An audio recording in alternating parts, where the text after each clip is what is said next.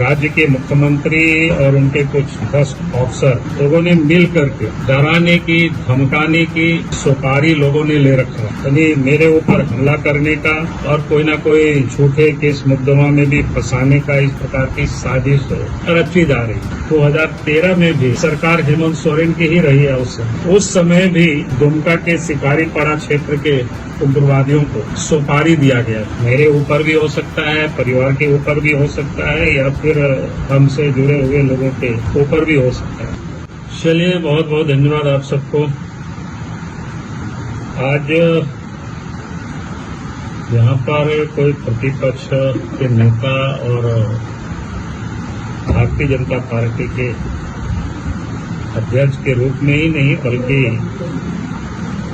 इस झारखंड प्रदेश की जनता की एक आवाज के रूप में हम खड़े हैं और लगातार हम सरकार के अंदर में जो भ्रष्टाचार है और लूट है,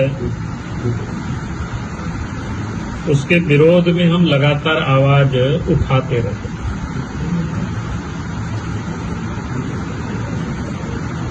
और इसके कारण से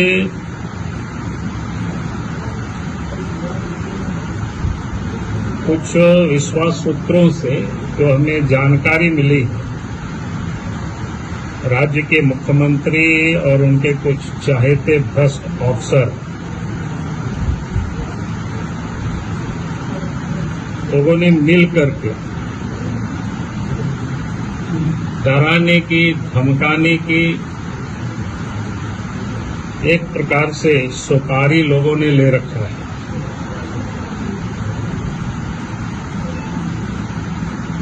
यानी मेरे ऊपर हमला करने का और कोई न कोई झूठे केस मुकदमा में भी फंसाने का इस प्रकार की साजिश रची जा रही है। मेरे ऊपर भी हो सकता है, परिवार के ऊपर भी हो सकता है, या फिर हमसे जुड़े हुए लोगों के ऊपर भी हो सकता है। क्योंकि इन सारे लोगों को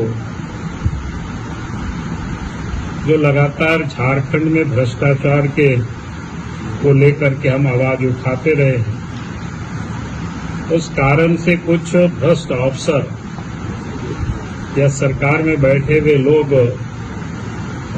भयभीत हैं। क्योंकि आप सबको ध्यान में है कि लगातार भ्रष्टाचार के विरोध में हम आवाज उठाते रहे, चाहे वो शराब घोटाले का मामला हो, चाहे बालू माफिया का हो, पत्थर माफिया का हो, जमीन का हो, या कोयला या पत्थर की अवैध खनन जो होता है संगठित रूप से, उसका भी विरोध लगातार हम आवाज उठाते रहते हैं। फिर जेएससीसी हो, जीपीएससी हो, जैसे जितनी भी महत्वपूर्ण जो इस राज्य में घोटाला हुआ, चाहे वो ग्रामीण क्षेत्रों में जो योजनाएं हो,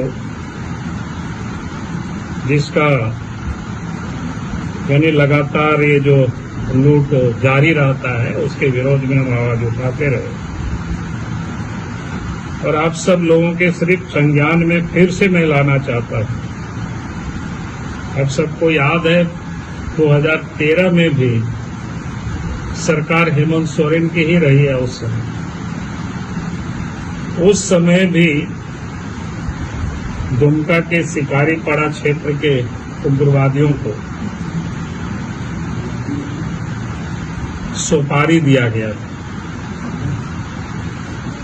और उसके बाद हमने जब उस बात का उद्घाटन किया था इसी प्रकार के प्रेस के सामने, फिर अखबारों में छपा। उस समय झारखंड में भी यूपीए गठबंधन की सरकार थी और केंद्र में भी यूपीए गठबंधन की सरकार थी।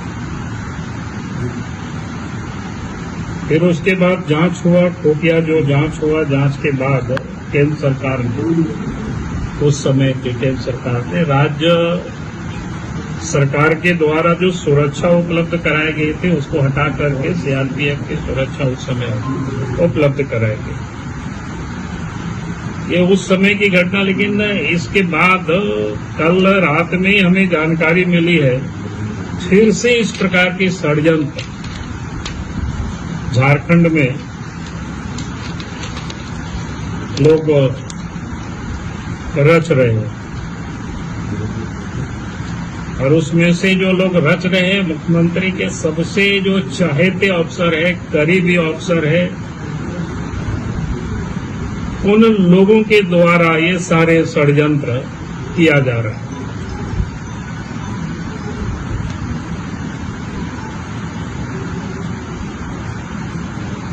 मैं इतना ही कह सकता हूं कि षड्यंत्र चाहे वो सारे लोग जितना कुछ भी करें,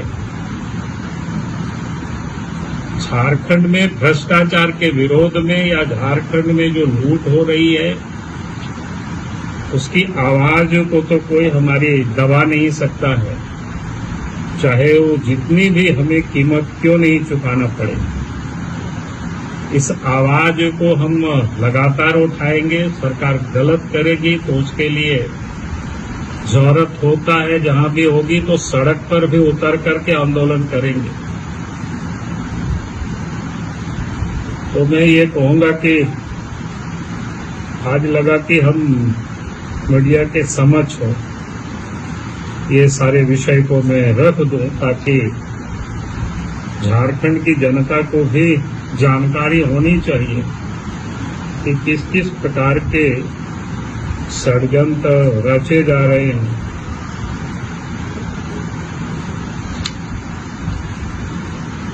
और अगर कोई भी किसी प्रकार की इसमें से घटनाएं या दुर्घटनाएं होती है तो मैं कहूंगा कि उसके सारे जवाब दे इस राज्य की सरकार की होगी, राज्य के मुख्यमंत्री की होगी। मुख्यमंत्री के सबसे किस तरह के अधिकारी से? अब वो सारे चीज तो आप लोग जांच कर लीजिएगा, पता कर लीजिएगा, मैं इतना ही कह रहा हूँ।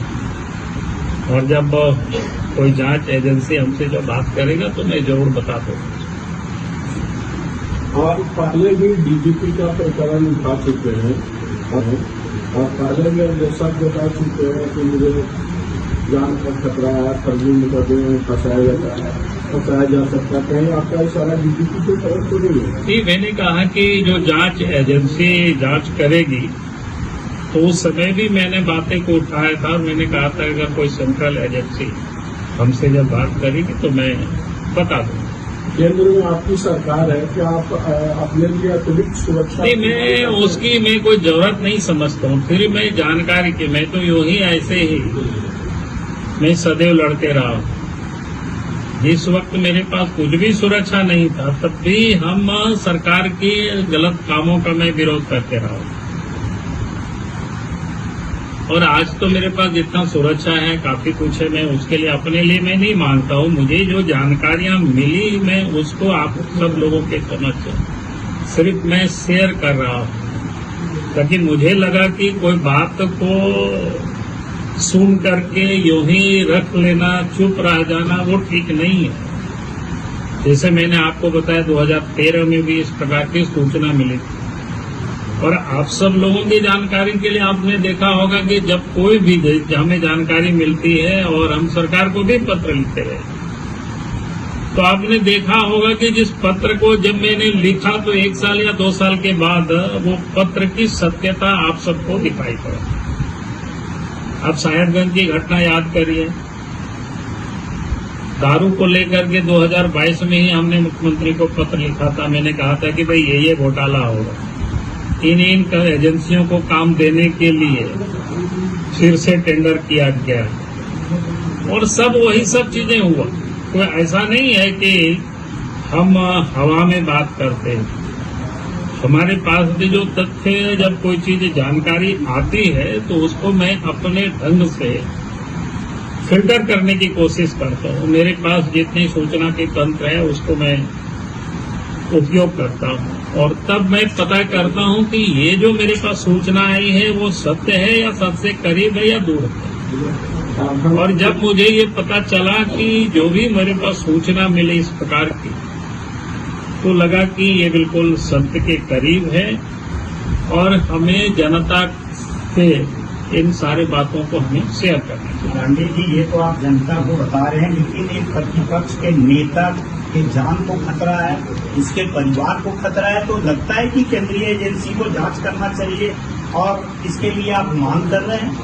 नहीं, मैं जांच के लिए मैं मांग नहीं कर रहा हूं, मैंने तो सिर्फ जानकारी दे रहा हूं, क्योंकि मेरे पास सुरक्षा तो पर्याप्त है। मैं उसको मैं कमी नहीं होनी चाहिए उच्च स्तरीय। हमने कहा कि वो जांच करना जिसका काम है वो जांच करेगा, लेकिन जांच करने के लिए मैं नहीं कर रहा, मैं जनता को सिर्फ बता रहा हूं कि भाई ये चल रही है इस प्रकार की। जो भी जनता की आवाज उठाएंगे, उस आवाज को दबाने के लिए लोग सुपारी तक दे रहे हैं। राज्य में 1 जुलाई से कोई नई उत्पाद नीति आ जाएंगे, आपको इसमें भी कोई विसंगति नजर आती है? नहीं, अभी तो उस समय देखेंगे, अभी बहुत समय बाकी है। अभी तो जिस विषय पर यहाँ मैंने कह रहा हूँ इतना ही आज मैं विषय रख रहा हूँ, बाकी फिर आपको भ्रष्टाचार से ही जुड़ा मामला है। तो नहीं, हम तो सब कुछ भ्रष्टाचार पर ही उठाते हैं। जो गलत होता है, जो गलत हो रहा है, जो पैसा खर्च हो रहा है वो केंद्र सरकार का भी पैसा है, तो केंद्र सरकार को क्या दिक्कत है जांच करने, क्योंकि पैसा तो उन्हीं का है। देखिए, कोई भी एजेंसी राज्य में जांच तभी करती है जब राज्य सरकार, जब राज्य का पैसा लगा हो सिर्फ तब। अब तो यहाँ केंद्र सरकार का में केंद्र सरकार का भी पैसा रहती है, लेकिन किसी भी एजेंसी को जांच के लिए तभी वो प्रवेश कर सकती है जब राज्य सरकार उसकी इजाजत। सीबीआई तभी प्रवेश कर सकेगी, ईडी तब करती है जब कोई केस किया हुआ उसमें रहता है, पेडिकेंस ऑफेंस जब बनता है तब उस पर वो जांच करती है, नहीं तो वो जांच नहीं कर सकती, यही नहीं घुस सकती। सीसीएल और अन्य विभाग की तरह इसमें भी तो हो सकता है, क्योंकि केंद्र नहीं, अन्य विभाग में सीसीएल वगैरह में वो जांच कर सकती है, लेकिन इस सब में नहीं जांच कर सकती। तो राज्य सरकार के अधीन जो रहता है वो नहीं जांच। क्या आप मांग करते हैं उच्च स्तरीय जांच होना चाहिए? अभी इस सब तो एक बार मैंने मांग कर चुका, फिर मैं मांग करूंगा। आज मैं क्योंकि इतना ही बात मुझे करनी थी, इसलिए मैंने इतना ही खत्म करो। N4 News Bharat।